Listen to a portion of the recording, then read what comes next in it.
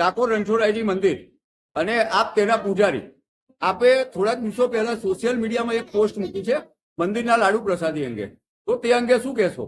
મારી માંગણી એવી છે કે જે રીતે તિરુપતિ મંદિરની પ્રસાદની તપાસ થઈ, એ રીતે ડાકોર મંદિરની પ્રસાદની પણ તપાસ થવી જ નહીં. આ પ્રસાદ અંગે આપે કેટલાક આક્ષેપો કર્યા છે, શું છે આ આક્ષેપો? જો એમ છે કે જે અંબાજીમાં અમૂલનું જ ઘી વપરાતું હતું, તેમાં કઈ વિવાદ થયો, આમાં પણ વિવાદ થઈ શકે, આમાં પણ મને શંકા છે. તો કેપિટલ થાય તો મારી શંકા દૂર થાય. આ પ્રસાદની અંદરથી થોડાક સમય બાદ સ્મેલ આવે છે, શું કે સ્મેલ આવે છે. આ અંગે આપણે ડાકોર ટેમ્પલ કમિટીને કોઈ રજૂઆત કરી છે?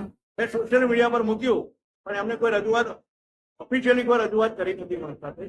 બરાબર, ઓફિશિયલી મેં રજૂઆત કરી નથી, ઓફિશિયલી એ લોકો મારી વાતે નથી કરી, અનૌપચારિક વાતો કરે છે બધા. મંદિરની અંદર પહેલા જામ ખંભાળિયાનું ઘી મંગાવવામાં આવે, કયા કારણોસર અમૂલનું ઘી મંગાવવાનું શરૂ કરવામાં આવ્યું? એ જ પ્રશ્ન છે મારો, કે કયા કારણસર બંધ